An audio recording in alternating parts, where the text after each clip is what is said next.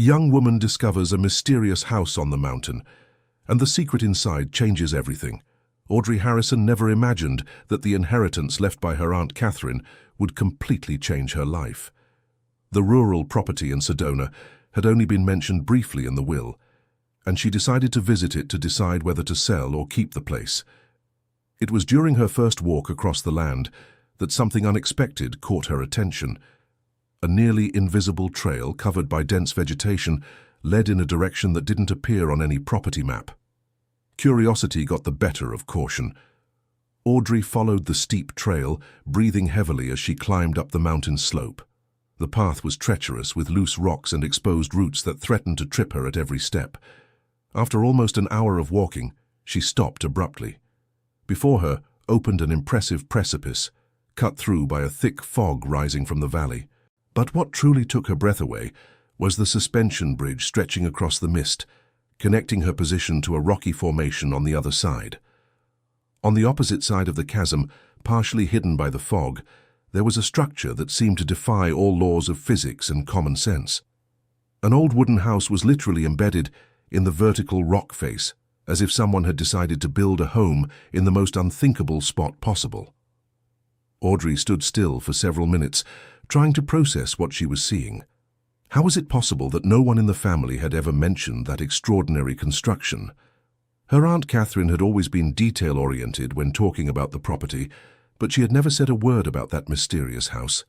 The suspension bridge swayed gently in the mountain wind. The wooden planks looked old, some visibly damaged by time and weather.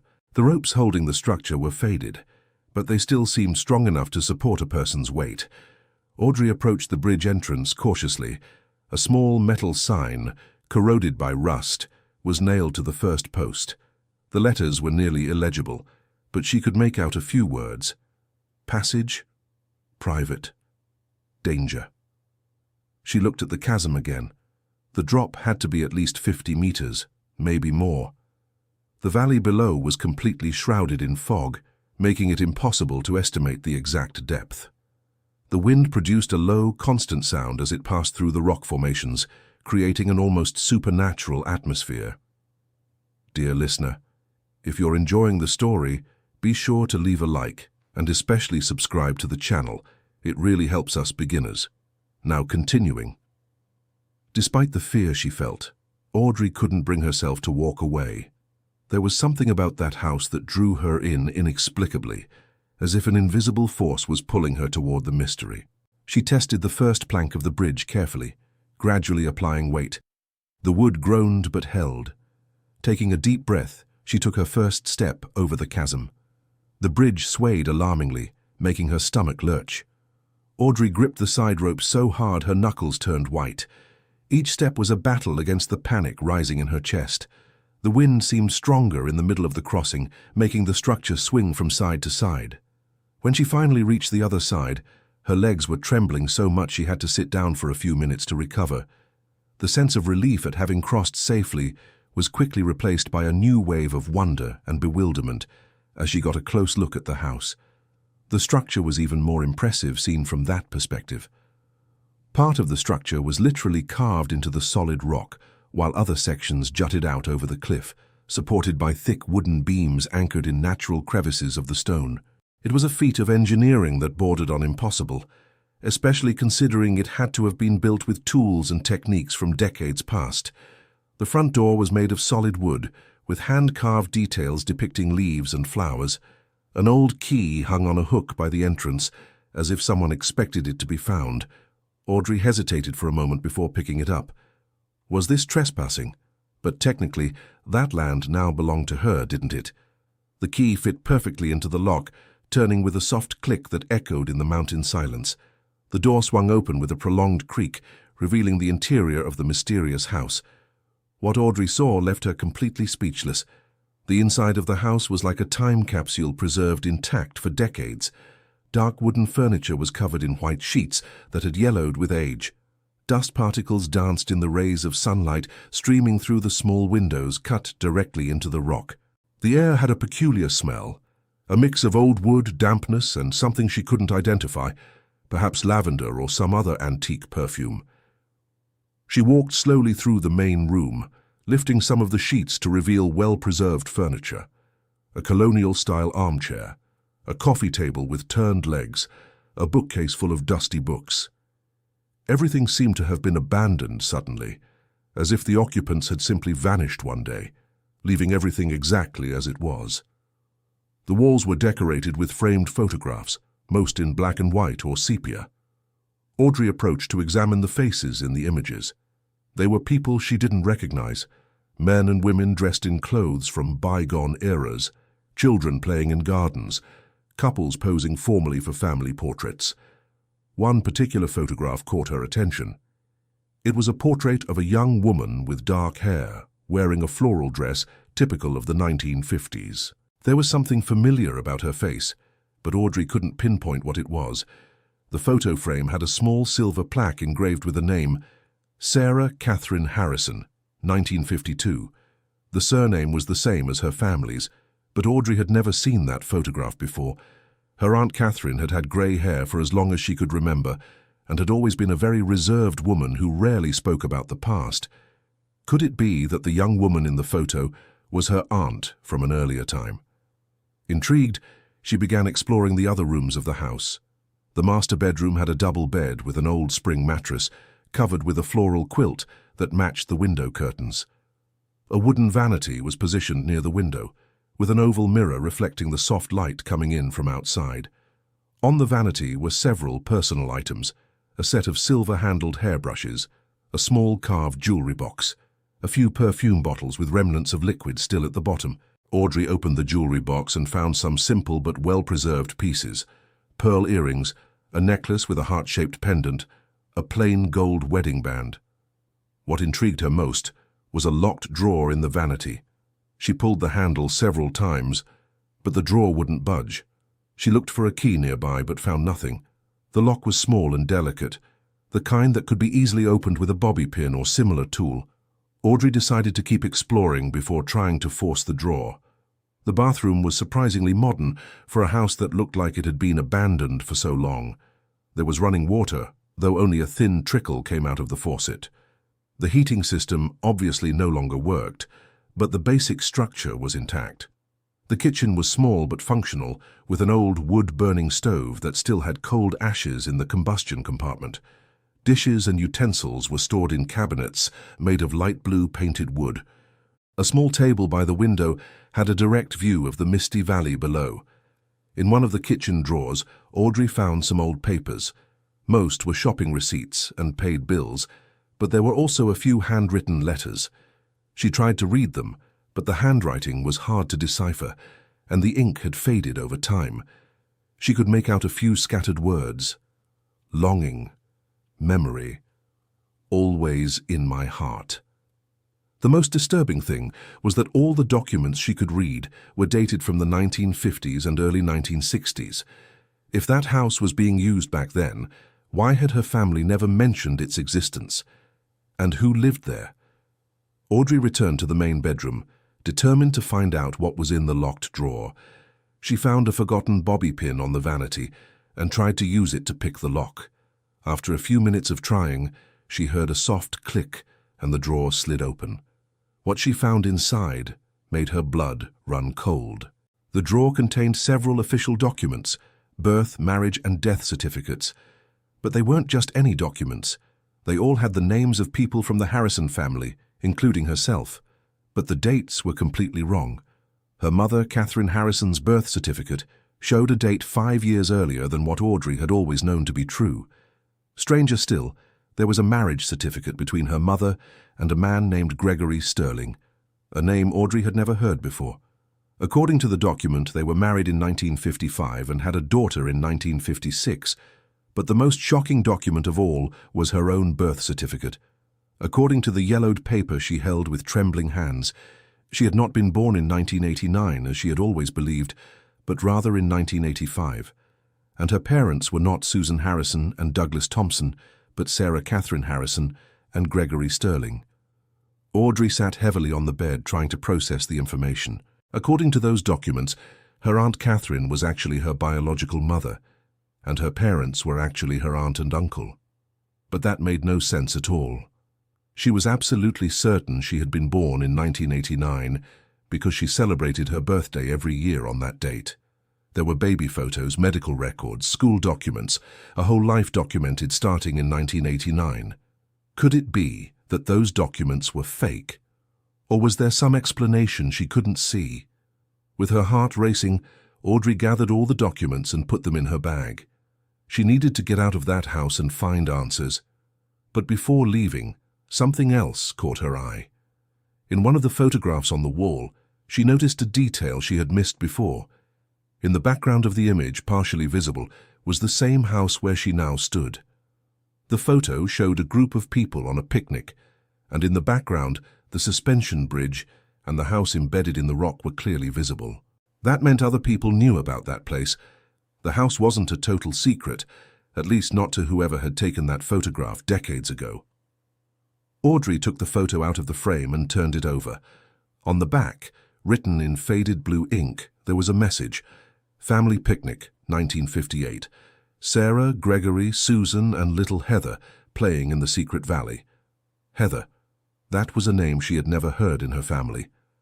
But if that child was at the picnic in 1958, she would be in her early 60s now. Could it be that she was still alive? And who was she in relation to the Harrison family? The questions multiplied in her mind faster than the possible answers. Audrey tucked the photograph away with the documents and left the house, carefully locking the door behind her. The trek back across the suspension bridge was just as frightening, but this time she was so absorbed in her thoughts that she barely noticed the structure swaying. When she finally reached the other side of the chasm, the sun was already setting behind the mountains. She had spent far longer in that mysterious house than she'd realized. The walk back to the main house on the property was done almost in the dark, but fortunately she had memorized the path. That night Audrey couldn't sleep. She kept turning the documents over in her hands, examining every detail, searching for clues that might explain the discrepancies. The papers seemed genuine. They had official seals, signatures from the county clerk office, stamps that matched the historical period indicated. By morning, she had made a decision. She would go to the nearest town and look up the civil registry office. If those documents were real, there should be copies in the official archives, and if they were fake, maybe she could find out who had made them and why. Sedona was a small town where everyone knew everyone. Audrey had visited the place a few times as a child, always accompanied by her Aunt Catherine, but she had never paid much attention to the local details. Now, walking along the cobblestone streets toward the county clerk office, she saw everything with fresh eyes. The county clerk office was in an old building in the center of town, with thick stone walls and small windows. The clerk who helped her was a woman in her 60s, grey hair pinned up in an impeccable bun. She wore reading glasses hanging from a gold chain and had a serious but not unfriendly expression. Audrey explained that she was researching her family history and would like to consult some old records. The clerk, who introduced herself as Mrs. Martha, asked to see her identification and jotted down some information on a form. "Are you related to the late Catherine Harrison?" asked Mrs. Martha, looking up over her glasses. "Yes, she was my aunt. I inherited her property a few weeks ago." Martha's expression shifted subtly. There was something there. Surprise? Discomfort? Audrey couldn't quite interpret what she saw cross the woman's face, but there was definitely a reaction. "I see," said Mrs. Martha slowly. "What kind of records would you like to consult?" Audrey decided to be strategic. Instead of showing the documents she had found, she would ask general questions first to see what information she could obtain. "I'd like to look up my mother's birth certificate, Susan Harrison. She was born around 1940. Mrs. Martha nodded and walked over to a large filing cabinet at the back of the room. She spent several minutes searching through old folders until she found what she was looking for. When she returned, she was carrying a yellowed folder. "Here it is," she said, opening the folder. "Susan Harrison, born March 15th, 1939. A chill ran down Audrey's spine. The date was correct, 1939, not 1944 as she had always believed. That meant the document found in the mountain house was right, and she had grown up her whole life with false information about her own family. "Is there anything specific you'd like to see?" asked Mrs. Martha, noticing Audrey's sudden paleness. "Yes," Audrey swallowed hard. "I'd like to see the birth certificate of Sarah Catherine Harrison, my aunt." This time, Mrs. Martha hesitated before looking for the file. She fixed a piercing gaze on Audrey, as if weighing something. "Are you sure you want to see that document?" The question was odd. Why would a county clerk employee question someone's right to access public family records? "Yes, I am. Why do you ask?" Mrs. Martha let out a deep sigh. "Because some families keep secrets for good reasons, dear. Sometimes it's better to let the past be." "What kind of secrets?" "I can't talk about it here. But if you really want to know the truth about your family, maybe you should talk to people who knew your aunt more closely. People who were here when things happened." Audrey felt she was getting close to something important. "What people? Who could tell me about my aunt?" Mrs. Martha glanced around, checking that no one else was nearby. She leaned forward and lowered her voice. "Look for Mrs. Gladys, the retired midwife. She lives on Magnolia Drive, number 47. A blue house with an iron gate. She knew your aunt from a very young age. If anyone can tell you the truth, it's her." Dear listener, if you're enjoying the story, feel free to leave a like and especially subscribe to the channel. It helps us folks who are just starting out a lot. Now, continuing. Audrey thanked her and left the county clerk office with more questions than answers.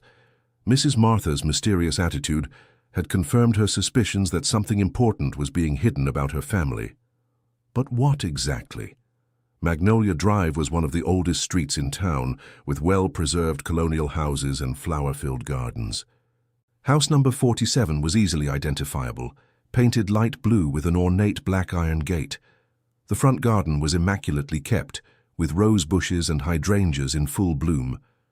Audrey rang the doorbell and waited. After a few moments, an elderly woman opened the door. She must have been over 70, with completely white hair tied in a loose bun, blue eyes still lively and sharp. She wore a simple floral dress and a kitchen apron. "Good afternoon. Are you Mrs. Gladys?" "Yes, I am, dear. How can I help you?" "My name is Audrey Harrison. I'm the niece of Catherine Harrison, who recently passed away. Mrs. Martha from the county clerk office told me you knew my aunt for a long time." Mrs. Gladys's expression changed immediately. She opened the door wider and motioned for Audrey to come in. Come in. Let's talk inside." The house was small but cozy, decorated with antique furniture and family photos. Mrs. Gladys led Audrey to the living room and offered coffee, which was gladly accepted. "So you're Audrey," said Mrs. Gladys, studying the young woman's face closely. "Catherine talked about you a lot. She was always worried, always asking if you were making the right decisions." "Right decisions about what?" Mrs. Gladys sighed and settled into her favorite armchair. "About when to tell the truth. About whether she should ever tell the truth." "What truth?" "You really don't know, do you? They managed to keep the secret all these years." Mrs. Gladys shook her head. "Catherine always said that one day you'd find out on your own. Looks like that day has come." Audrey pulled the documents from her purse and showed them to Mrs. Gladys. "I found these in a hidden house on my aunt's property. These certificates say she was my biological mother, not my aunt." Mrs. Gladys examined the documents carefully, nodding slowly. "They're real. I helped Catherine hide them all these years." "So it's true? My aunt was really my mother?" "She was, dear. She was one of the bravest women I ever met. What she did for you, the sacrifice she made, few would have had the courage for that." "What sacrifice? Why lie to me my whole life?" Mrs. Gladys stood up and went over to an old dresser, from which she pulled out a yellowed cardboard box. "I think it's time you knew the whole truth, but brace yourself because it's not an easy story to hear." She came back with the box and set it on the coffee table. Inside were dozens of letters, old photographs, and more documents. "Your mother, Catherine, fell in love when she was just 18. The man was older, already married, very influential in the area. When she found out she was expecting you, he pressured her into making other choices, but she refused." Audrey felt her stomach tighten. "Who was he?" Gregory Sterling. You must have seen the name on the marriage certificate. They married in secret when Catherine found out she was pregnant, but the marriage was never publicly acknowledged. Mrs. Gladys pulled a photograph from the box. It was the same image Audrey had seen in the Mountain House, but this copy was in better condition. This picture was taken during the only period they lived together as a family. It lasted just 2 years. What happened? Gregory owned a very prosperous mining company. He was respected in the region, had political influence. When the business partners found out about the secret marriage and the daughter, they gave him an ultimatum. Either he got out of the situation, or he'd lose everything. Audrey felt nausea rising. And he chose the business? It wasn't quite like that. Gregory truly loved Catherine and you, but the pressure was enormous. There were threats not just to the business, but to the family's safety. Catherine received anonymous warnings, had properties vandalized. They realized they couldn't live in peace as long as they stayed together. Mrs. Gladys showed more photographs. Catherine pregnant, Catherine holding a baby in her arms, Gregory holding a little child. They decided the only way to protect you was to make an arrangement with your sister Susan, who was married but couldn't have children. So the parents who raised me always knew? They knew from day one. Douglas and Susan agreed to raise you as their daughter, officially. Catherine publicly renounced motherhood and went back to being seen only as your spinster aunt. Gregory completely stepped away to avoid raising suspicion. And the house on the mountain? Oh, the house. Mrs. Gladys smiled sadly. Catherine built that place as a refuge. It was where she went when she missed you, where she kept the memories of the two of you together. Gregory helped her with the building in the last months they were together. It was meant to be a place where the three of you could meet in secret. Did she go there often? Every year on your birthday? She'd spend the whole day there, alone with her memories. Sometimes I'd go with her. She cried a lot, but she said she didn't regret the decision they made. Audrey was fighting back tears. Why didn't they ever tell me the truth when I grew up? Why keep the lie for so long? Because the threats never completely went away. Gregory kept his word and never tried to get close publicly again. But there were people who still suspected. Catherine was afraid that revealing the truth could bring trouble for you or for Douglas and Susan. And now? Is Gregory still alive? Mrs. Gladys hesitated. He is. He lives here in town, in a big house in the upper part. He never officially remarried after Catherine left his life. But he... She paused, as if she didn't know how to continue. He what? He tried to reach out to you over the years, discreetly. Catherine would tell me he sometimes showed up at your school events, graduations, always keeping his distance. He helped fund your studies through an anonymous scholarship. Audrey felt as if the ground were shifting beneath her feet. He was watching me, all these years, watching and feeling proud. Catherine used to say he kept up with every achievement of yours, every important step in your life. When you graduated from college, when you got your first job, he knew all about it.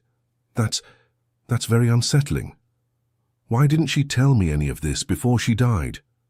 Mrs. Gladys took a letter from the bottom of the box. She left this for you. She said, if you ever found out the truth on your own, I was to give you this letter. With trembling hands, Audrey opened the envelope. The handwriting was unmistakably her aunt's, or rather, her mother's. The letter was dated just 2 months before Catherine's death. My dear daughter, the letter began, if you're reading this, it means you've finally uncovered our secret. I beg your forgiveness for all the years of lies, but I want you to know that every decision was made out of love, and to protect you. Audrey continued reading with tears in her eyes. Catherine explained in detail all the circumstances that led to the decision to hide the truth. She spoke about the love she felt for Gregory, about the constant fear they lived through during those early years, about the pain of having to hand her daughter over to her sister. Don't feel betrayed by those who loved you, the letter said. Douglas and Susan raised you with as much care as I would have. Gregory never forgot you for a single day. And I watched you grow from afar, proud of every step, every achievement. The most emotional part of the letter came at the end. I left the Mountain House to you because I knew your natural curiosity would lead you there. It's my way of finally bringing our family together and forcing us all to face the truth. The house holds more secrets, Look in the attic. There are things I've kept for you all these years." Audrey folded the letter carefully. "Mrs. Gladys, do you know where I can find Gregory?" "I do, but I have to warn you about something. His health isn't great. His heart is weak, and finding out you know the truth could be a big shock for him. Still, I need to talk to him. I need to hear his side of the story." Mrs. Gladys nodded sympathetically. "He lives at 234 Oak Street, a yellow house with a huge garden in front. But maybe it's better to let him know you're coming. I can call him if you like." "Please, call him. Tell him Catherine's daughter would like to talk to him." While Mrs. Gladys made the call, Audrey looked at the photographs spread across the table. There were so many images she had never seen. A young, radiant Catherine.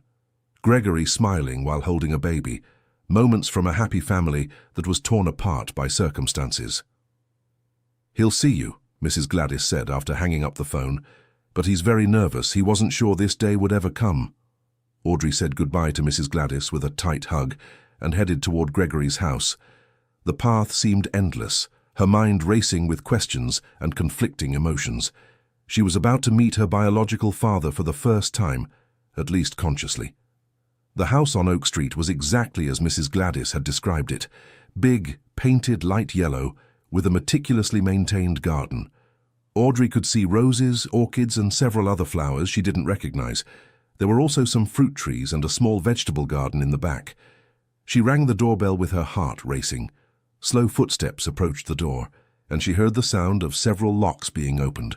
When the door finally swung open, Audrey found herself face to face with a man in his 70s, grey hair, brown eyes that were exactly like hers. Gregory Sterling was shorter than she had imagined, but he still maintained a dignified posture despite his age. He wore simple but well-kept clothes, and his hands were calloused from a lifetime of working with heavy materials.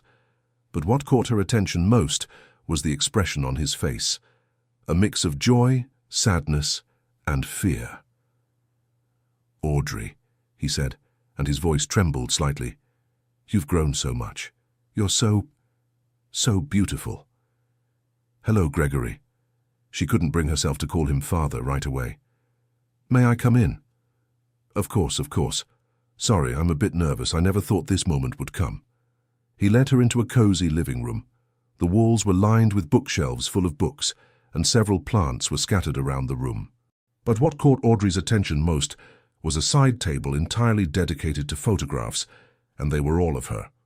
There were photos from every stage of her life: her first day of school, graduations, family trips with Douglas and Susan, school awards, her college graduation, even recent photos she didn't remember being taken. "You really followed me all these years," she said, more as a statement than a question. Gregory nodded, clearly embarrassed. "I know it might seem invasive, but it was the only way I had to be part of your life. Catherine would send me some photos, and I hired people to take others when there were public events." "That's quite unsettling." "I know. And I apologize, but you have to understand, I gave up everything to protect you. The only comfort I had was being able to watch you grow into the wonderful woman you are today." Audrey sat down in an armchair, still processing everything. "Tell me the whole story from the beginning, Gregory. I want to hear your side of things." Gregory took a deep breath and settled onto the couch. "I met Catherine at a county fair in 1954. She was 18 and I was 28. She was the most beautiful woman I had ever seen, but it wasn't just that. She was smart, funny, had dreams and ambitions. I fell head over heels. But you were married. I was. An arranged marriage, set up by our families, with no love on either side. My wife and I lived like strangers in the same house. When I met Catherine, I understood for the first time what it meant to truly love someone. And her. Did she feel the same way?" Gregory smiled nostalgically. "She did. We started meeting in secret. She worked as a teacher at the local school, and I always found an excuse to stop by. They were the happiest months of my life." "Until she got pregnant." "Yes. When we found out, my first reaction was pure joy. We would finally have a real family. I filed for divorce right away and married Catherine in secret in a nearby town. But something went wrong." Gregory stood up and walked to the window, looking out at the garden. My business partners found out about the marriage. The company I had built wasn't just mine. I had investors, powerful people who didn't approve of behaviors they considered immoral. What did they do? First, they tried to convince me to annul the marriage and send Catherine away. When I refused, the threats started. They said I would lose everything I had built. Then the threats became more serious. Gregory returned to the couch, visibly shaken by the memories. They started following Catherine. She received anonymous phone calls saying something bad could happen to her or the baby if we stayed together. Someone broke the windows of the house we lived in. We found the car with slashed tires several times. Didn't you go to the police? To whom? The sheriff in town was the son-in-law of one of my partners. The mayor owed political favors to the same group. We had nowhere to turn. And you decided to separate? Catherine decided. I wanted to fight, to stand up to everyone, but she was pregnant and scared. She said she didn't want you to be born into an environment of threats and violence. She chose to sacrifice our happiness to ensure your safety. Gregory stood up again and walked over to an old writing desk in the corner of the room. From a locked drawer, he pulled out a small metal box. I kept a few things from the few months we lived together, he said, returning with the box. I wanted you to see this. Inside the box were several letters written by Catherine, photos of the couple in intimate moments, some simple keepsakes like movie ticket stubs and dried flowers. But there was also something that deeply moved Audrey, a small blue crochet baby bootie. Catherine made that for you when she was pregnant, Gregory explained. She would spend hours making little clothes and organizing the nursery we had set up. We dreamed of your arrival every day. What happened after I was born? Those were the most painful and the happiest 2 years of my life all at once. Catherine moved into the mountain house, the one we built together as our refuge. I visited whenever I could, usually at night or on weekends. You were such a happy baby, always smiling. Gregory paused to wipe his eyes, clearly emotional. But the pressures kept coming. My business was suffering. Some important contracts were mysteriously cancelled, and the threats against Catherine intensified after you were born. What kind of threats? They said something could happen to you if we kept living together. Catherine couldn't sleep properly. She was terrified all the time. That's when she came up with the idea of asking Susan for help. How was that decision made? The hardest of our lives. Catherine cried for weeks. I tried to convince her to run away from the city, start a new life somewhere else. But she believed they'd be able to find us anywhere. Gregory opened a photo album that was inside the box. The images showed the first 2 years of Audrey's life. A happy baby playing with her mother and father in various everyday situations. Susan and Douglas were understanding. They really wanted children and accepted the proposal to raise you as their own. But it was agreed that the secret would be kept forever, for your protection. And you never tried to get close again? I tried a few times when you were a child. I'd show up at the parks where Susan would take you to play, watching from a distance. But Catherine found out and was devastated. She said I was putting everything at risk. And then I learned to love you from afar. Catherine would send me news, a few photos. When you needed money for college, I paid anonymously through a fake foundation. That was my way of contributing to your future. Audrey was wrestling with conflicting emotions. On one hand, she felt an overwhelming anger at being deprived of knowing her real father. On the other, she was beginning to understand the complexity of the situation he and Catherine had faced. Where are those people now? The ones who threatened you? Most of them are dead. The business changed, the town changed. You could probably have grown up normally with me and Catherine if we'd waited a few more years. But back then, there was no way for us to know that. Do you regret the decision? Gregory thought for a long moment before answering. I regret not fighting harder. I regret letting other people destroy our family. But I don't regret prioritizing your safety. You grew up happy and well cared for. You became an independent and successful woman. Maybe things turned out the way they were supposed to. Was Catherine happy? Not the way she could have been if we'd stayed together, but she found joy in watching your life unfold, even from afar. We talked regularly, especially on your birthdays. She'd tell me about every accomplishment with such pride. Gregory got up and walked to a bookshelf, pulling down a larger box. "Catherine gave me this just before she died. She said, if you ever discovered the truth, I should give it to you." The box held dozens of letters Catherine had written to Audrey over the years but never sent. Birthday letters, Christmas letters, graduation letters, letters for major milestones. It was as if she'd kept a running diary of the life they couldn't share. Audrey opened one of the letters at random. It was dated from her 10th birthday. "My dear daughter," the letter began, "today you turn 10, and I can't be by your side to sing happy birthday. Susan told me you got a new bike and rode without training wheels for the first time. Gregory was so happy when he found out he cried with joy." The letter went on to describe the day in detail, everyone's reactions, the gifts she'd received. It was as if Catherine had been there even while being absent. "She wrote to you on every important day," Gregory explained. "Birthdays, graduations, even when you were sick or going through a tough time. It was her way of keeping our family connection alive." Audrey quickly flipped through other letters. There were hundreds of them, covering nearly her entire life. The dedication and love in every word was overwhelming. Why did she never send these letters? Because she was afraid you'd ask questions she wouldn't know how to answer, and because she thought it would be selfish of her to try and maintain a connection that might confuse you or cause problems with Douglas and Susan. Did Douglas and Susan know you two kept in touch? They knew and approved. They understood Catherine needed some way to follow your life. Sometimes they even passed along information on purpose. Douglas once told me he considered you a daughter of 4 parents, not 2.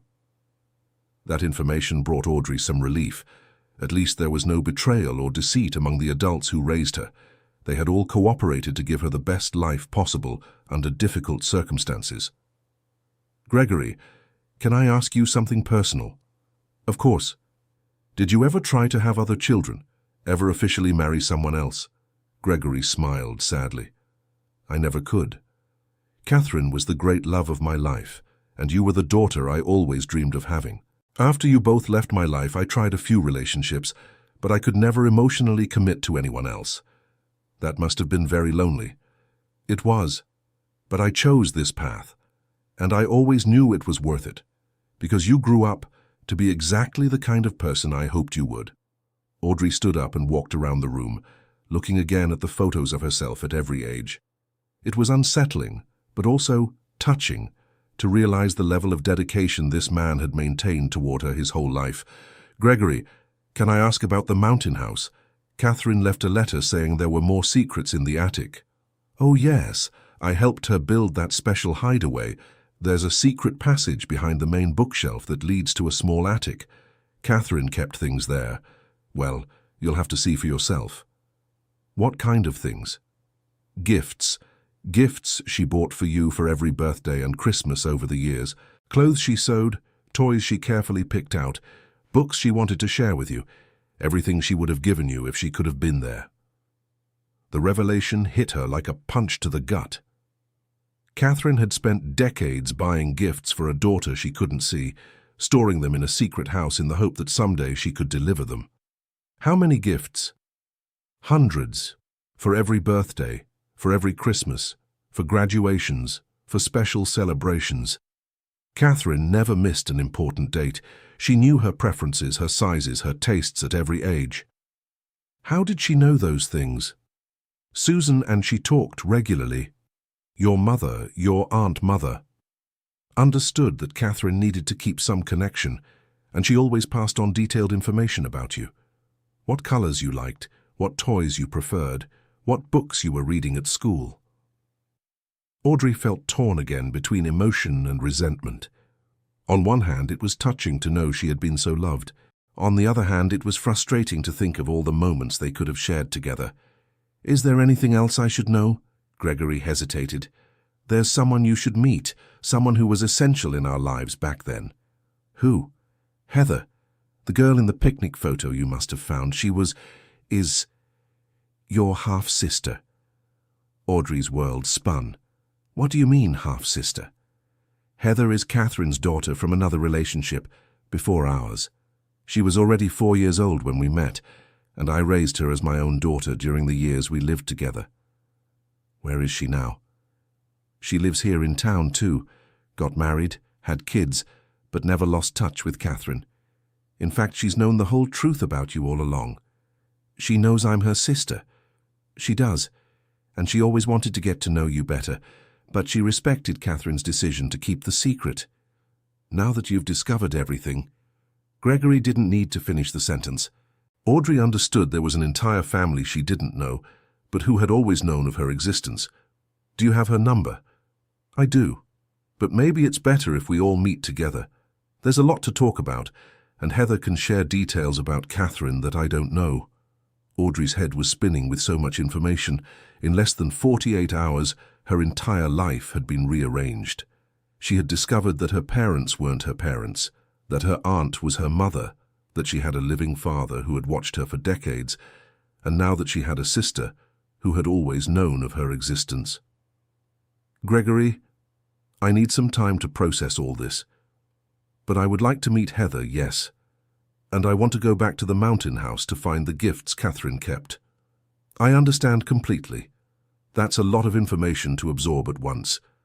But I want you to know that no matter how you feel about me right now, I've loved you as a daughter since the day you were born, and nothing can change that." Audrey stepped closer to Gregory, and for the first time hugged him. It was a hesitant hug at first, but it became warmer when she genuinely felt the paternal love he had held for so many years. I don't know if I can call you Dad yet, but I can try to build a new relationship, get to know who you really are." "That's more than I ever hoped for," said Gregory with tears in his eyes. "Much more than I ever dreamed was possible."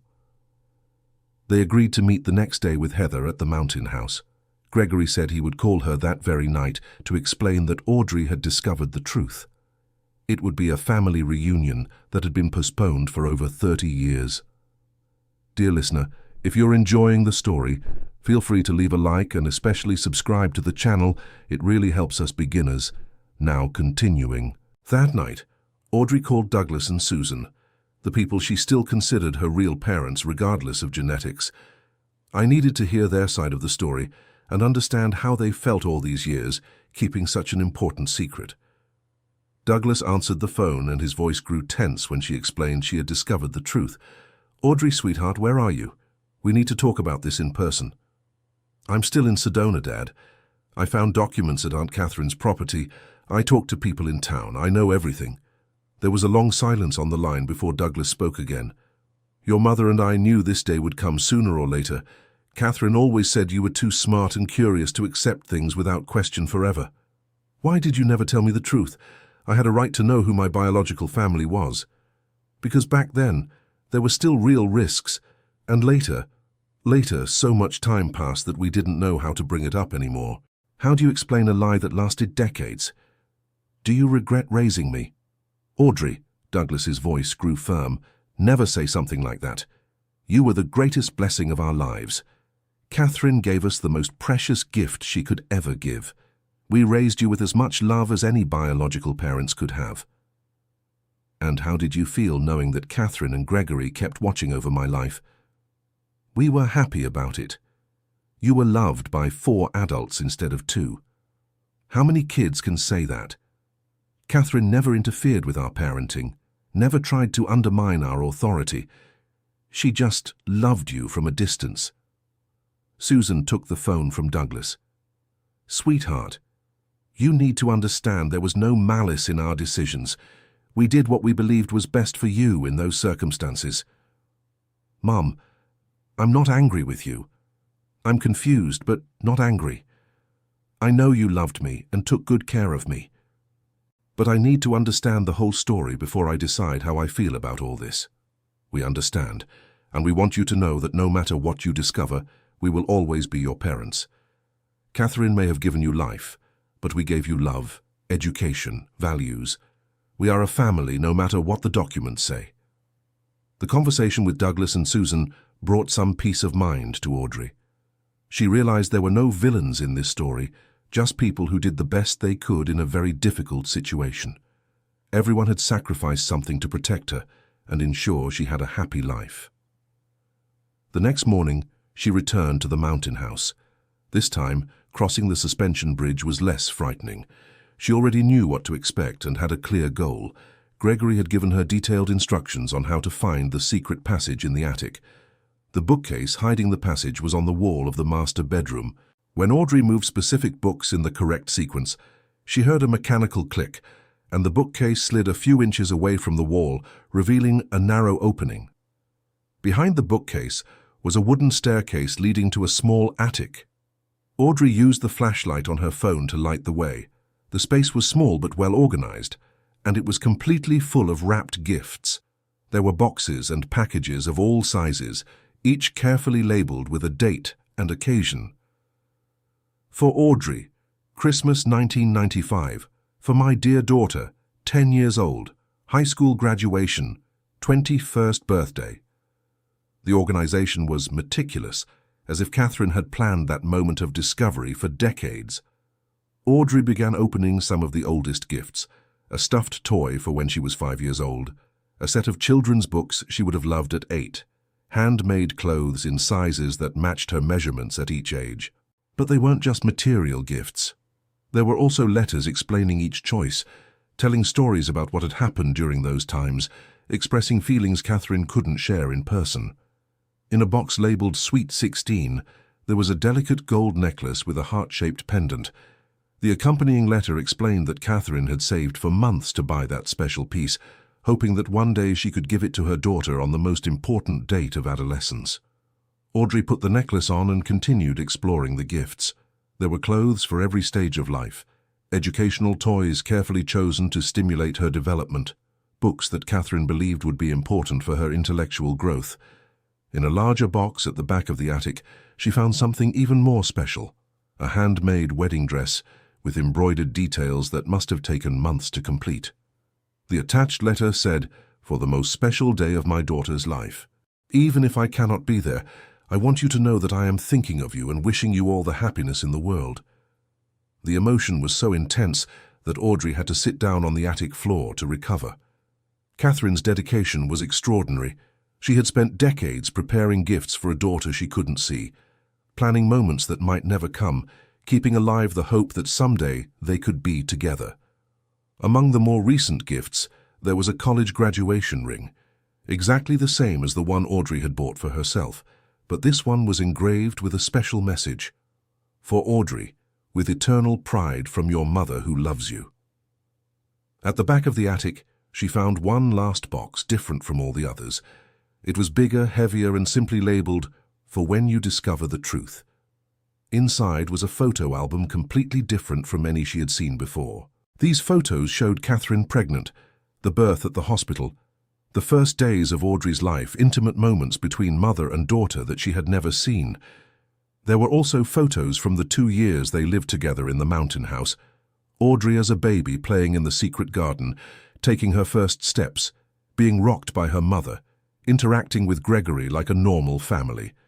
They were images of genuine happiness that was cut short by circumstances. The album also included more recent photos, taken secretly over the years.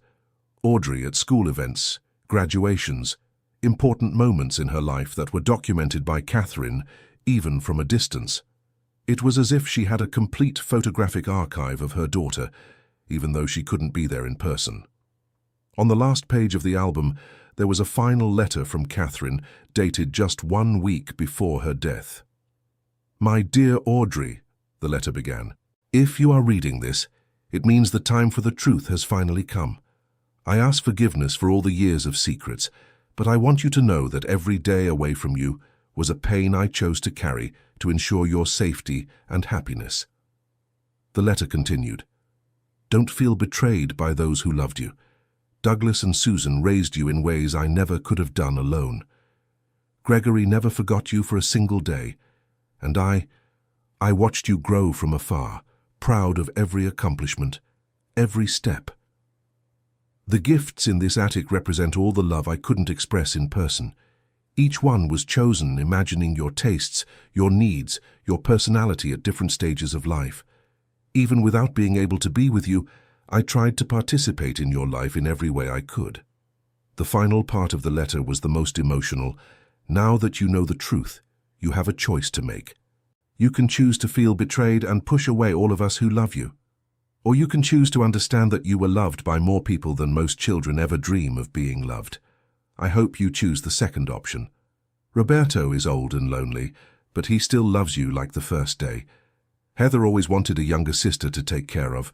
Douglas and Susan are still the wonderful parents they always were. And I can finally rest in peace, knowing you know the whole truth and can decide how you want our family to be from here on out. Audrey folded the letter carefully, tears streaming down her face. Catherine had planned that moment down to the last detail, making sure all the secrets were revealed gradually and understandably. She spent the rest of the morning exploring the gifts and reading the letters that came with each one. It was like reliving her childhood and adolescence from the perspective of a mother watching from a distance, loving unconditionally but unable to interfere directly. Around noon, she heard voices approaching the house. She quickly came down from the attic to find Gregory walking across the suspension bridge, accompanied by a woman she didn't know but immediately recognized from old photographs. Heather must have been in her early 40s, with brown hair streaked with grey, intelligent green eyes and a warm smile. There was a subtle resemblance to Catherine that was visible in her facial structure and the way she moved. "Audrey," Heather said hesitantly. "My little sister." For the first time since discovering the truth, Audrey felt genuinely happy. There was something about Heather that inspired immediate trust, perhaps the warm way she smiled, or how naturally she approached for a hug. Heather, finally. The hug between the two sisters was long and emotional. Gregory watched with tears in his eyes, finally seeing his two daughters meet after decades of separation. "I always dreamed of this moment," said Heather. "I always wanted to meet my little sister, but I respected Mama Catherine's decision to keep the secret. Tell me about her, about what she was like when you two lived together." Heather smiled nostalgically. "She was the most devoted mother you could imagine. Even with all the problems and worries, she always made time for games, for bedtime stories, for helping me with my homework, and she talked about you constantly." "What do you mean?" "Even after you went to live with Aunt Susan and Uncle Douglas, Mama Catherine talked about you every day.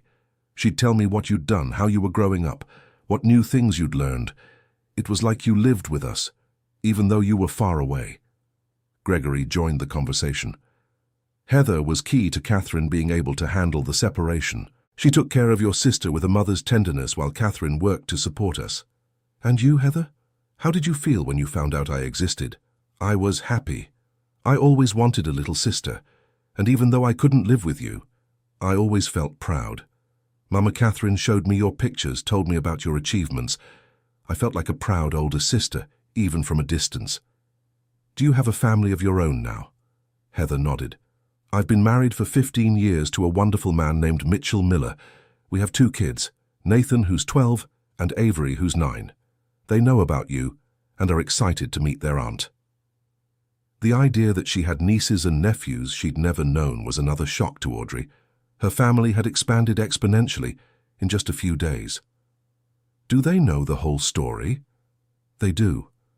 We've always raised them with the truth about our family. We said Aunt Audrey lived far away, but that one day we'd meet. Nathan always asks when he's going to meet his famous aunt, who's very smart and pretty." Gregory laughed.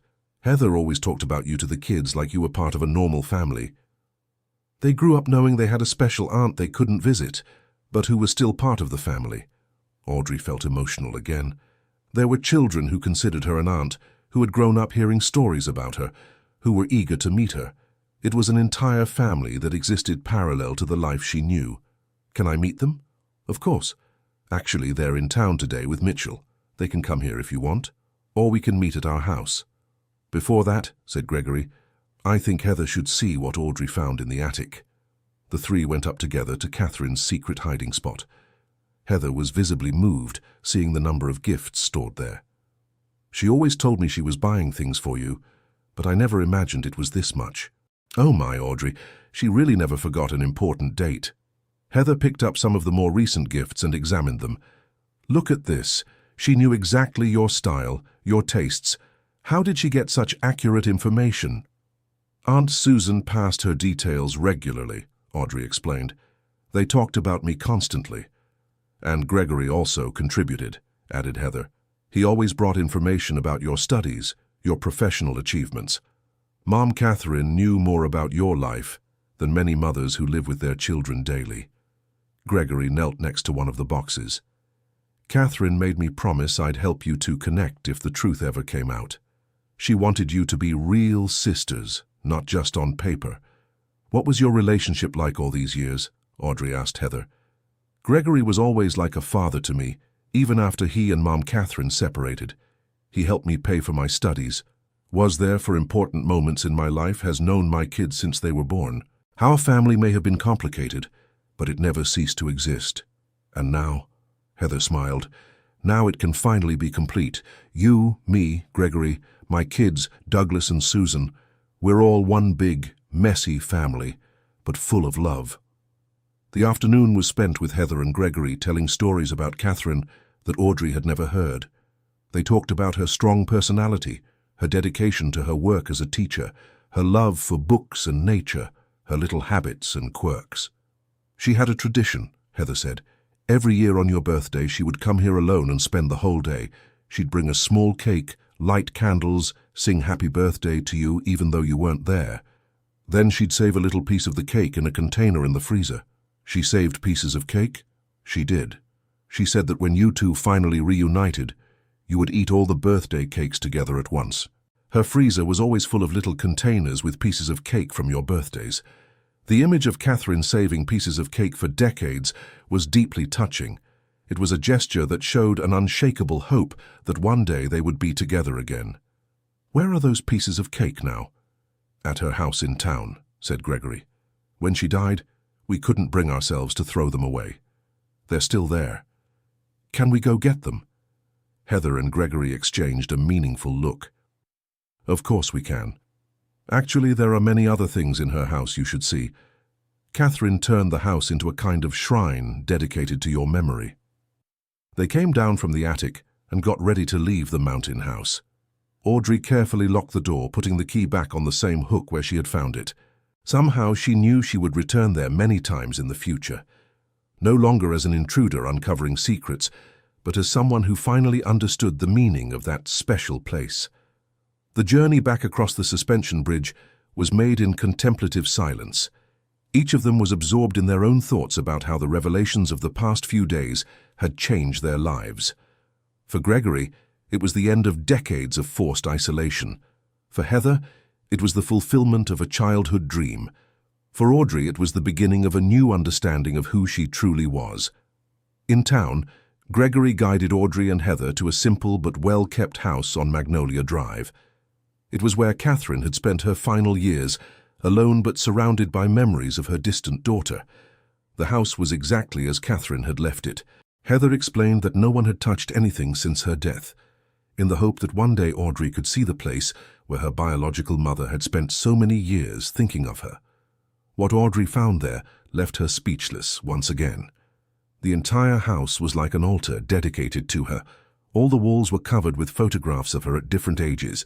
There were clippings from local newspapers when she had won school awards, copies of her diplomas, even records of her school grades that Susan had shared with Catherine.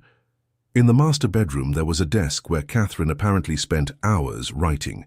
It was covered in letters started but never finished, all addressed to Audrey. They were like one-sided conversations that Catherine carried on with her daughter through writing. She wrote to you almost every day, Heather explained. Sometimes it was just a few lines about the weather or something she had read in the paper.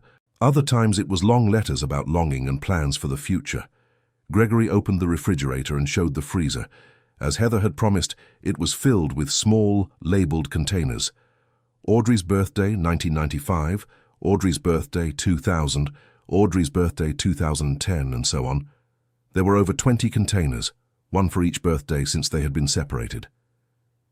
Did she really believe that one day you would eat these cakes together? Asked Audrey, moved.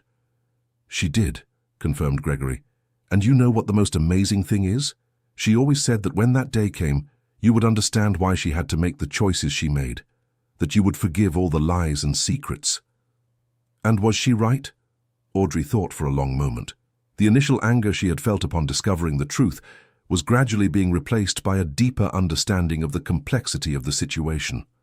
All the adults involved had made enormous sacrifices out of love for her. I think she was. I'm still processing everything, but I'm starting to understand that there was no malice in her decisions, just a whole lot of love. Heather opened one of the kitchen cabinets and took out 3 small plates. How about we eat one of those cakes now in her honor? The idea was perfect. The 3 of them sat at Catherine's kitchen table and shared a piece of cake that had been saved for 15 years. The cake was obviously dry and flavorless after so long in the freezer, but the symbolism of the moment was extraordinary. To Catherine, toasted Gregory, raising a glass of water. To Mom, said Heather. To my mother, said Audrey, using for the first time a word that still sounded strange to her, but more and more natural. After eating the symbolic cake, Heather suggested they go to her house so Audrey could meet her niece and nephew. Gregory said he would join them, but later he would need to go home to rest. The emotions of the day had been too intense for a man his age. Heather's house was cozy and full of life. Nathan and Avery were playing in the yard when they arrived, but ran inside as soon as Heather called. They were beautiful children with bright intelligence in their eyes and warm smiles. Eduardo, Avery, come meet your Aunt Audrey. The children approached with curiosity, clearly prepared for this moment. Eduardo, the older one, spoke first. Hi, Aunt Audrey. Mom always talks about you. You're Grandma Catherine's daughter, right? The natural way the child referred to the complicated family situation showed how well Heather had raised her kids with a healthy understanding of the family's history. Yes, I am, Eduardo, and you must be the smart boy who wants to be an engineer when he grows up. Eduardo's eyes lit up. You know that? Did Mom tell you? She did. She also told me you're really good at math. Avery, the younger one, tugged at Audrey's shirt. Aunt Audrey, are you going to live here now? Mom said you lived far away, but I wish you lived close by. The innocence of the question touched Audrey deeply. These children had immediately accepted her as family without questions or complications. To them, she was simply the aunt who had finally arrived. I don't know yet where I'll live, Avery, but now that I've met you, I'll visit all the time. How about that? Cool. Can I show you my drawings? I made a drawing of our family that has you in it too. Avery ran off to get her drawings and came back with a colorful piece of paper where she had drawn several stick figures. In the drawing there was clearly Heather, Mitchell Miller, Eduardo, herself, Gregory Sterling, and a female figure labeled Aunt Audrey. I always knew you existed, Avery explained. Mom showed me pictures of you and said that one day we would meet. That's why I put you in the family drawing. Mitchell Miller, Heather's husband, came home in the late afternoon. He was a friendly and welcoming man who greeted Audrey as if he had known her for years. Heather had clearly prepared the whole family for this moment. Audrey, it's a pleasure to finally meet you. Heather talks about you so much that it's like you're already part of our daily life. How did you manage to explain the situation to the children? With honesty, tailored to their age, Mitchell explained. We said there was a complicated story in the family, that some people had to stay apart from each other for a while, but that everyone loved each other very much. The kids accepted it naturally. During dinner, Audrey felt genuinely at home for the first time since her life had been turned upside down. Heather's family had absorbed her without hesitation, as if she had always been there. Eduardo talked about school, his friends, and his plans for the future. Avery showed off her favorite toys and insisted that Audrey help give her dolls a bath. Mitchell talked about his job as a history teacher at the local school and how he sometimes told his students about the importance of preserving family stories. Speaking of which, said Heather, there's something I forgot to mention. Mom Catherine left a specific will regarding the mountain house. She wanted the house to stay in the family, passing to you, then to me, and then to the children. She wanted the house to continue being a place for family gatherings? Exactly. Catherine dreamed that one day that house would be used for family reunions, that it would be a place where we could all come together to keep our family's history alive. The idea was perfect. The house that had held so many secrets could become a place of unity and celebration for the finally reunited family. And there's one more thing, Heather added. Catherine set aside money specifically for renovations on the mountain house. She wanted it to be modernized, to have proper security, to be a comfortable place where the whole family could gather. How much money? A lot. Catherine saved up for decades, living very frugally, all of it so she could leave an inheritance that would make her dream of bringing the family together come true. Douglas, who had stayed quiet for most of dinner, finally spoke. Catherine planned every detail of this reunion. She knew you'd uncover the truth sooner or later, and she wanted to make sure that when it happened, we'd all be ready to become a real family. How could she be so sure things would work out? Because she knew you better than you think, said Heather. Even from a distance, she watched your personality take shape, your values develop. She knew you were someone capable of forgiving, of understanding, of embracing love, even when it comes in complicated forms. After dinner, the kids insisted that Audrey help them with their homework. Nathan was studying American history and was fascinated when he found out Audrey had gone to college. Avery was learning to write and asked for help writing a letter for Grandma Catherine in heaven. What do you want to tell Grandma? Asked Audrey. I want to say that Auntie finally came home and our family is complete now. The child's simple wisdom brought tears to the eyes of all the adults present. In a way, Avery had perfectly summed up the meaning of everything that had happened over the past few days. When bedtime came for the kids, they both insisted that Audrey tuck them in. She read them stories, helped pick out their clothes for the next day, took part in all the little routines that build family intimacy. Auntie Audrey, said Avery when the lights were turned off, are you going to be our auntie forever now? Yes, I am, sweetheart, forever. And will you come to our birthday parties? I won't miss a single one. After the kids fell asleep, the adults sat on the porch to talk some more. The night was clear with stars visible despite the small town's light pollution. Audrey, said Heather, can I ask you something? Of course. How do you feel about all this, about finding out your whole life was built on a well-meaning lie? Audrey thought carefully before answering. At first I felt angry, then confused, then sad about all the moments we missed together, but now I mostly feel grateful. Grateful? For being loved by so many people, for having devoted parents like Douglas and Susan, a birth mother who loved me unconditionally, even from far away, a father who never forgot about me, a sister who always wanted to know me. How many people can say they've been loved by that many people? Douglas was visibly moved. Catherine was right about you. She always said that when you found out the truth, you'd understand it was all done out of love. And what about you two? How do you feel now that the secret is out? Heather sighed. Relieved. I've carried this weight my whole adult life. I always wanted my little sister close by, but I respected Mom's decision. Now I can finally have the sister I always dreamed of. And I feel like complete, said Douglas. For decades I had to pretend you didn't exist, that you weren't important to me. Now I can openly admit you're my daughter, and that I'm proud of the person you've become. Mitchell, who had been quietly watching the conversation, finally spoke up. As an outsider to all this, I can say you're an extraordinary family. The amount of love and sacrifice involved in this story is amazing. You should be proud of how you managed to protect Audrey and still keep the family together, even if apart. The conversation stretched late into the night. They talked about plans for the future, about how to gradually integrate Audrey into everyday family life, about renovations at the Mountain House, about ways to honor Catherine's memory. There's one thing I'd like to propose, said Audrey. How about we organize an annual party at the Mountain House on Catherine's birthday to celebrate her life and our family reunion? Perfect idea, agreed Heather immediately. We can invite Douglas and Susan too. After all, they're just as much a part of the family as we are.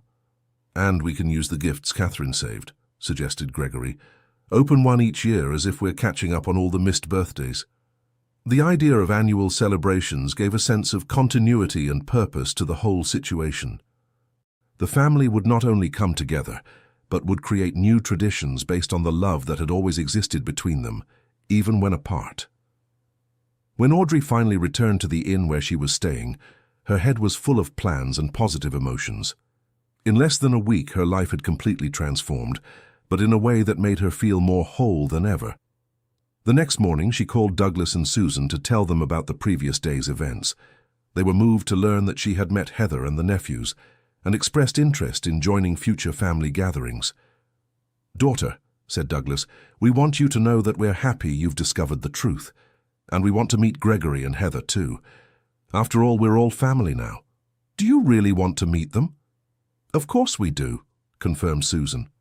"Gregory and Catherine gave us the greatest gift of our lives when they let us raise you. It's time to thank them in person." Douglas and Susan's generosity and maturity once again confirmed to Audrey that she had been raised by extraordinary people. They showed no jealousy or resentment at having to share their daughter with her biological family, only joy at seeing her happy. Audrey spent the following days getting to know her newly discovered family better. She visited Gregory daily, listening to stories about his youth and the years he and Catherine spent together. She helped Heather with the children, taking part in family routines as if she had always been there. She also returned several times to the mountain house, exploring every corner and planning the necessary renovations.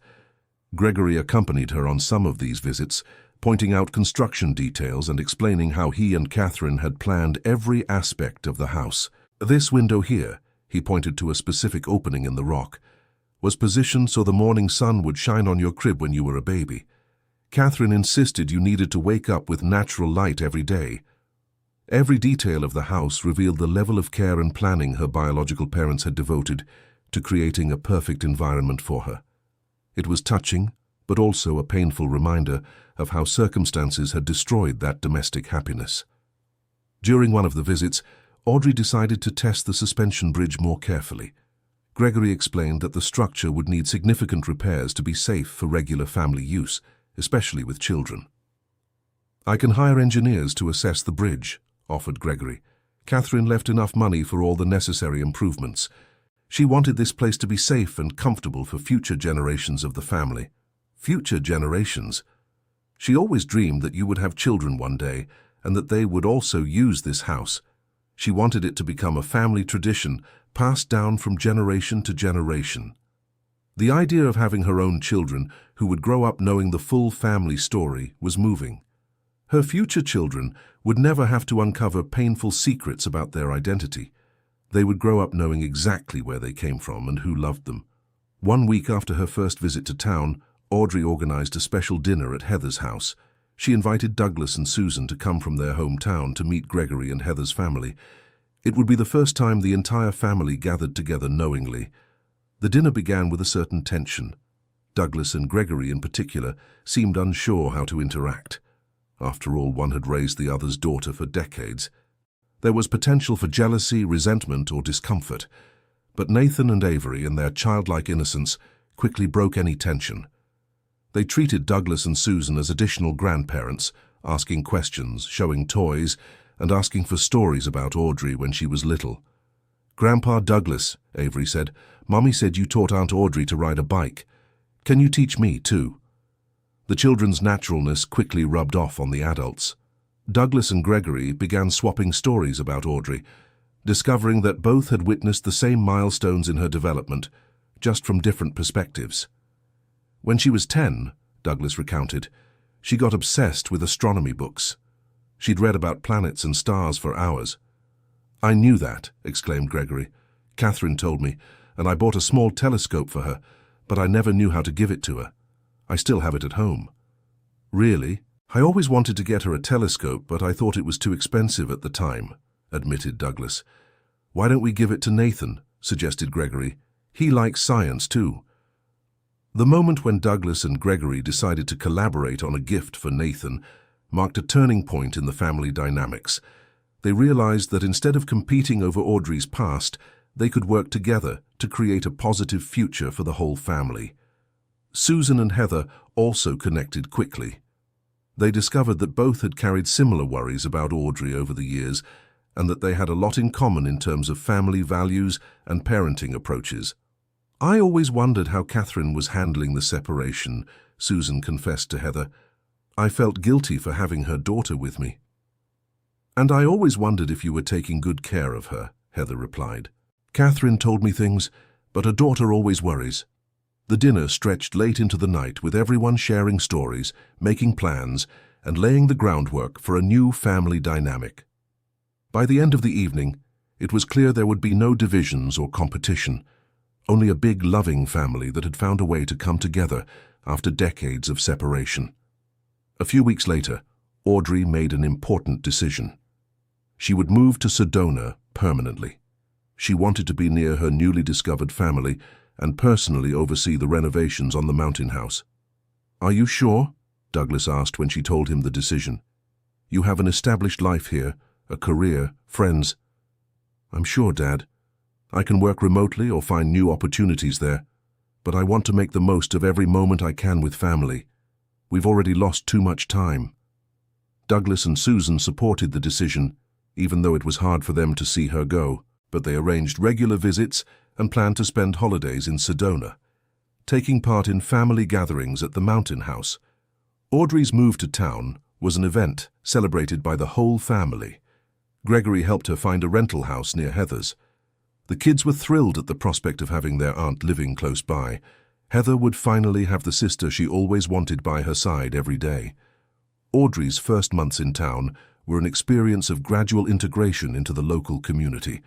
She quickly made friends, found freelance work opportunities, and settled into the routine of the small town. But the most important project was the renovation of the mountain house. Gregory hired the best engineers in the region to assess the structure. The suspension bridge was completely rebuilt with modern materials and safety systems. The house itself received upgrades to the plumbing and electrical systems, but retained its historical character and rustic charm. The secret attic was expanded and transformed into a family memory room, where all of Catherine's gifts were displayed alongside photographs and documents of the family's history. It was like a private museum dedicated to the love and sacrifice that had shaped their lives. During the renovations, more secrets hidden by Catherine were discovered.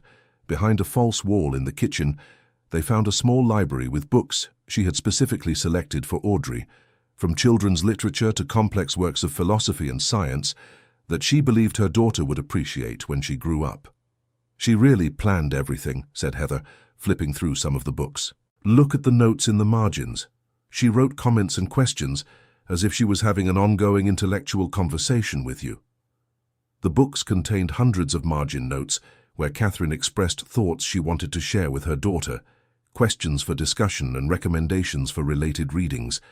It was as if she had created a personalized educational curriculum based on her observations of Audrey's personality and interests. 6 months after the initial discovery of the truth, the family organized the first official celebration at the renovated mountain house. It was Catherine's birthday, and everyone was present. Audrey, Gregory, Heather, Mitchell Miller, Nathan Miller, Avery Miller, Douglas, and Susan. The house had been transformed into a welcoming and safe space, yet it retained all the magic and historical significance. The bridge was now solid and reliable, allowing even the children to cross it without fear. For the celebration, each person brought something special. Audrey prepared a photo album documenting the months since she had discovered the truth. Heather brought flowers from Catherine's garden. Gregory brought a cake made with Catherine's favorite recipe. Douglas and Susan brought letters that Catherine had written to them over the years, expressing gratitude for raising Audrey with so much love. The children prepared drawings and small crafts in honor of Grandma Catherine, even though they had never met her in person. To them, she was a legendary family figure, someone whose love had made everyone's reunion possible.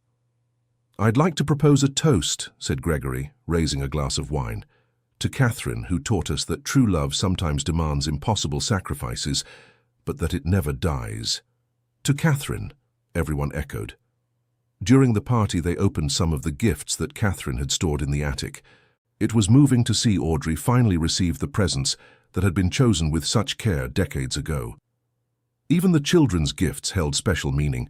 They represented moments from her childhood that her biological mother had watched and celebrated from afar.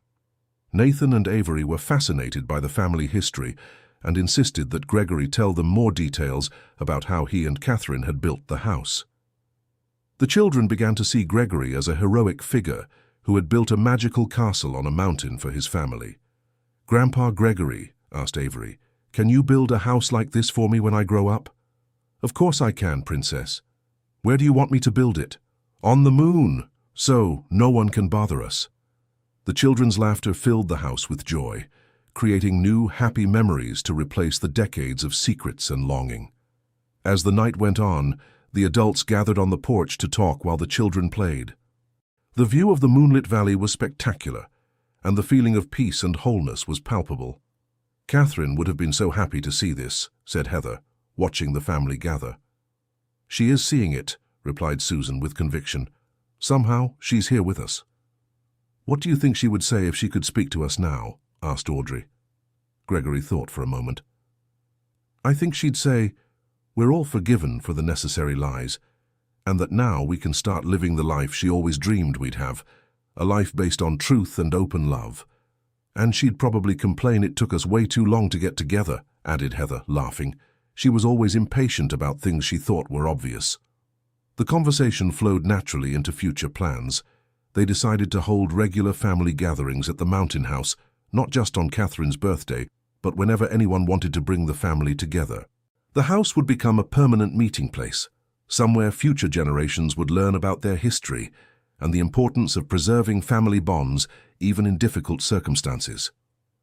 "There's something I want to say to all of you," Audrey announced as the party was winding down. "All my life I thought I had a small, simple family. Now I've discovered I have a huge, complicated one, but full of love, and I wouldn't change a thing that happened." "Not even the lies?" asked Douglas. "Not even the lies, because now I understand they were lies told out of love, to protect me, and they resulted in a life full of people who love me unconditionally. How many people can say that?" Gregory was visibly moved. "Catherine was right about you from the start. She always said you were special, that you had a heart big enough to love an entire family, no matter how complicated. And now we have the family she always dreamed we would have," concluded Heather. The first celebration at the Mountain House established a tradition that would continue for many years.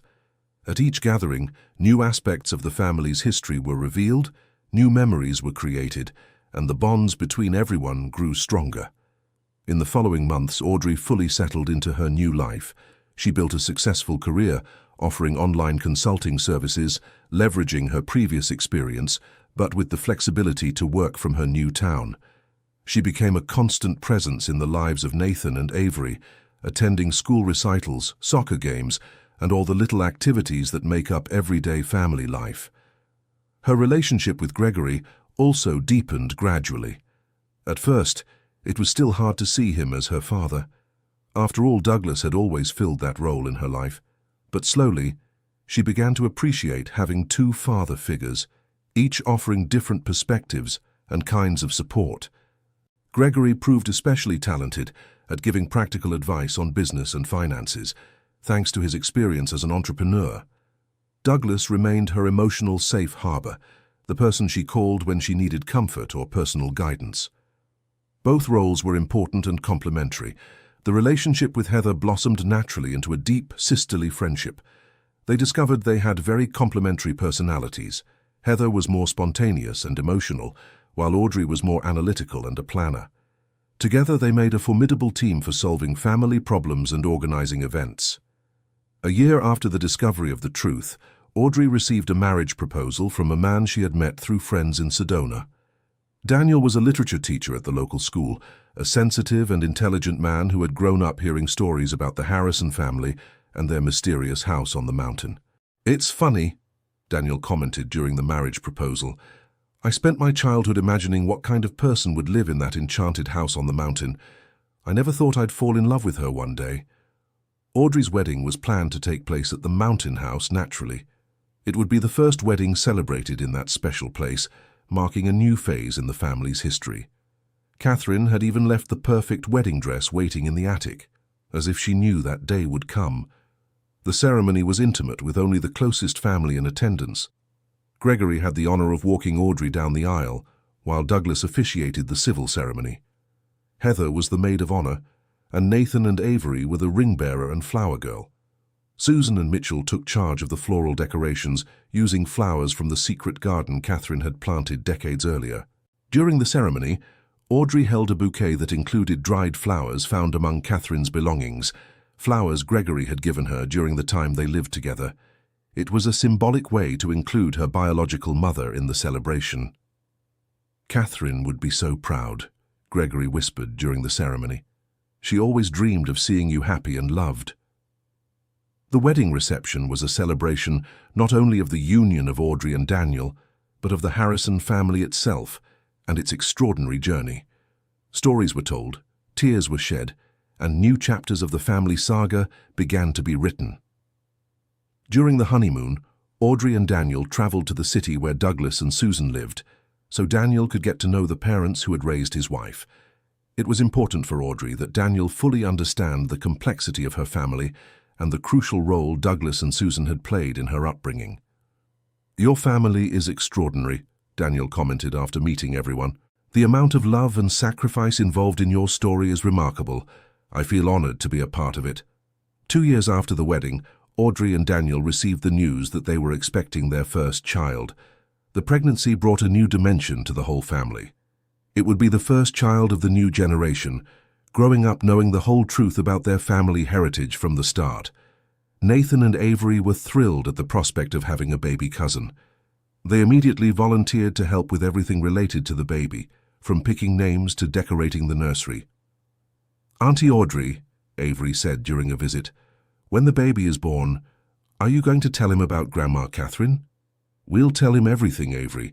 About Grandma Catherine, about Grandpa Gregory, about Grandpa Douglas and Grandma Susan, about all our special family." "Cool! So he'll know he's been very loved since he was tiny." Avery's childlike wisdom once again perfectly captured the family's spirit. The next generation would grow up knowing exactly where they came from and by how many people they were loved, without ever having to discover painful secrets about their identity. During the pregnancy, Audrey spent a lot of time at the Mountain House, organizing rooms so they could be used by future generations of the family. What had started as a secret refuge was transforming into a true family home, where grandparents, parents, and children could regularly gather. Gregory, now in his early 70s, was especially moved by the prospect of officially becoming a grandfather. He had missed the opportunity to raise Audrey, but he wouldn't miss the chance to meet and spoil his grandson or granddaughter. "I want to teach this baby everything," he said during a conversation with Daniel. "How to build things with your hands, how to take care of plants, how to watch the stars. All the things I couldn't teach Audrey. And she'll have Grandpa Gregory and Grandpa Douglas to teach her different things," Daniel observed. "What a lucky kid." When the baby was finally born, a beautiful girl named Catherine in honor of her great-grandmother, the whole family gathered at Memorial Maternity Center in Sedona. It was the first time in decades that everyone was together for a truly joyful occasion, without secrets or complications. Little Catherine was taken home to the Mountain House for a special blessing. Gregory had built a wooden crib by hand, using traditional techniques he'd learned from his own father. Douglas and Susan brought baby clothes they had knitted, especially for their granddaughter. Heather organized a welcome party with the entire extended family. "Welcome to the world, little Catherine," said Gregory, holding the baby for the first time. "You'll grow up knowing exactly who you are and where you come from, and you'll be loved by more people than you can imagine."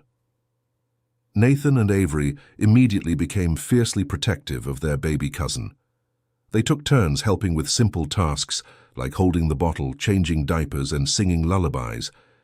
It was touching to see how the baby's arrival brought the family even closer together. "Now our family is truly complete," Heather observed during little Catherine's christening. "We have all generations represented, and everyone knows the whole truth." The christening ceremony was held at the local church, but the celebration took place at the Mountain House. It was important that little Catherine's first big celebration happened in the place that symbolized the Santos family's reunion and love. During the party, Susan gave an emotional speech.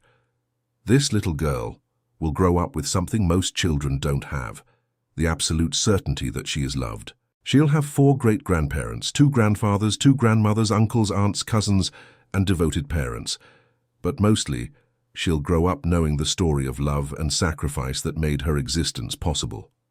"And one day," added Gregory, When she's old enough, we'll tell her about Great-Grandma Catherine, who built this special place and stored so much love here that we can still feel her presence.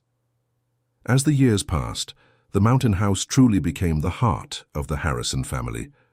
Regular gatherings happened not only on special dates, but whenever anyone needed family connection. It was a place where problems were discussed and resolved, where traditions were kept alive, where new generations learned about their emotional heritage. Nathan grew up and became a talented engineer, specializing in sustainable construction in challenging locations, clearly inspired by his family's extraordinary house. Avery developed a love for literature and history, dedicating herself to documenting and preserving the Harrison family history for future generations. Little Catherine grew up surrounded by stories about her namesake great-grandmother, developing a curious and caring personality that reminded everyone of the woman she was named after. She learned to cross the suspension bridge at age 5, always accompanied by adults, and considers the Mountain House her favorite place in the world. When little Catherine turned 6, she asked a question that surprised everyone during a family gathering. "Grandpa Gregory, why couldn't Great-Grandma Catherine stay with Aunt Audrey when she was little?" Gregory looked at Audrey, silently asking if she was ready for the child to know the whole truth. Audrey nodded. "Because some bad people didn't want them to be a happy family," Gregory explained carefully. So Great-Grandma Catherine made a very brave choice to protect Aunt Audrey. What choice? She let other people raise Aunt Audrey so she would be safe. But he never stopped loving her, not even for a single day. Little Sarah thought about that for a moment. Great-Grandma Sarah was really brave, wasn't she? She was the bravest person I've ever known. "And that's why you built this special house? To hold on to her love?" "Exactly, Princess. This house holds Great-Grandma Sarah's love, and now it holds the love of our whole family." Little Sarah nodded, satisfied with the explanation. To her, the family story was simply one of the many interesting tales that made up her world. There was no trauma or confusion, just the understanding that her family was special, and that love sometimes requires hard choices. Years later, when Gregory turned 80, the family organized a special celebration at the Mountain House. He was more fragile physically, but his mind remained sharp and his devotion to the family unshakable. During the party, Gregory made an important announcement. "I want all of you to know that these last years, since our family came together, have been the happiest years of my life. Catherine was right. True love always finds a way." He paused to wipe his eyes before continuing. "And I want you to know that, when my time comes, I'll be at peace, because I got to see my daughter grow up and become an extraordinary woman. I met my grandchildren and great-grandchildren, and I saw our family become exactly what Catherine dreamed it would be." "Grandpa Gregory," said little Sarah, "you're not going anywhere. You have to stay here and teach me how to build houses in the mountains." Gregory laughed and hugged his great-granddaughter. "I'll teach you everything I know, Princess. And when you grow up, you'll be able to build even more incredible houses than this one." Gregory's birthday party became another important family tradition. Everyone gathered to honor the man who had sacrificed so much for love and who had lived long enough to see his family united and thriving. When Gregory passed away peacefully 5 years later, at the age of 85, the whole family was present. His last words were, "Tell Catherine we finally made it." Gregory's funeral was a celebration of life in the style he would have approved of. The ceremony took place at the local church, but the wake was held at the Mountain House. People from all over the region came to pay their respects to the man who had become a local legend, the businessman who had built an impossible house on a mountain to express his love. "Papa Gregory lived to see our family whole," Heather said during the eulogy. "He kept every promise he made to Mama Catherine. Now they can finally be together again." Little Sarah, now 11, insisted on planting a special tree in the garden of the Mountain House in memory of Gregory. "That way he'll always be here with us," she explained, with the wisdom she had inherited from her great-grandmothers. In the years that followed, the Mountain House continued to be the center of family life. Audrey and Caleb had 2 more children, a daughter named Heather in honor of the aunt, and a son named Douglas in honor of the paternal grandfather. Nathan married a fellow engineer and started his own family. Avery became a talented writer, specializing in family stories and preserved memories. The Harrison family grew and branched out, but maintained its unity through regular gatherings at the Mountain House. New traditions were created. Every child learned to cross the suspension bridge on their 10th birthday as a rite of passage. Every teenager spent a night alone in the house as part of their transition to adulthood. Every couple marrying into the family included flowers from Catherine's garden in their ceremony. Little Sarah grew up and became a young woman determined to follow in the footsteps of her ancestors. She studied architecture and engineering, specializing in sustainable construction in challenging locations. Her final thesis project was a proposal to expand the Mountain House so it could comfortably accommodate up to 50 people during family gatherings. "I want our home to be able to welcome all future generations of the Harrison family," she explained during her project presentation. "No matter how big our family grows, we will always have a place to come together and remember where we came from." The project was approved with distinction, and the expansion was implemented over the following years. The Mountain House became an even more impressive structure, with additional bedrooms, a large dining room, an entertainment center for the children, and even a small museum dedicated to family history. But the heart of the house remained the same.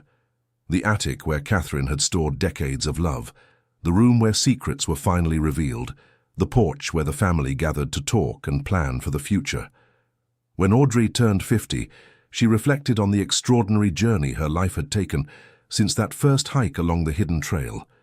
"If someone had told me 20 years ago that I would discover my entire life was based on a well-intentioned lie, I would have been terrified," she said during her birthday party at the Mountain House. "But now I know that sometimes the most important lies are the ones told out of love. And sometimes," added young Catherine, now graduated and starting her own career, "the most beautiful truths are the ones that take a lifetime to be revealed." Douglas and Susan, now in their 80s, were present at the celebration, still vibrant and devoted to the family they had helped create and keep together. "You know," Douglas said during a toast, "when Catherine asked us to raise Audrey, we thought we were just helping out in a difficult situation. We never imagined we were helping to build such an extraordinary family." "Catherine was right about everything," Susan agreed. "True love always finds a way. Sometimes it takes time, sometimes it demands impossible sacrifices, but it always finds a way." Audrey's 50th birthday party became a celebration not only of her life, but of the entire Harrison family and their journey through decades of secrets, revelations, reunions, and unconditional love. During the party, Heather announced that she had begun writing a book about the family's history, based on Catherine's diaries, Gregory's memories, and the experiences of everyone who had lived through the events. "Our story needs to be preserved," she explained, "not just for our family, but as an example of how love can overcome any obstacle, how families can rebuild themselves even after decades of separation." Avery, now an established writer, offered to help with the research and editing of the book. "This is a story that deserves to be told properly," she said. "It's about love, sacrifice, forgiveness, and the importance of never giving up on the people we love." The book, when finally published years later, became a regional and eventually national bestseller. The Mountain House, a story of love and reunion, touched thousands of readers and inspired other families to face their own secrets and challenges with courage and understanding. Catherine became famous in the area as the Mountain House Girl, but she used her celebrity to promote causes related to preserving family histories and the importance of keeping cultural traditions alive. "Every family has its stories," she said in an interview. "Some are more dramatic than others, but all deserve to be preserved and honored. This is how we keep our humanity and our connection to our roots." The end. Now tell me what you thought of this emotional story. Do you believe that true love always finds a way, just like it did for the Harrison family? Leave your opinion in the comments, and if you enjoyed it, don't forget to leave your like and subscribe to the channel for more touching stories.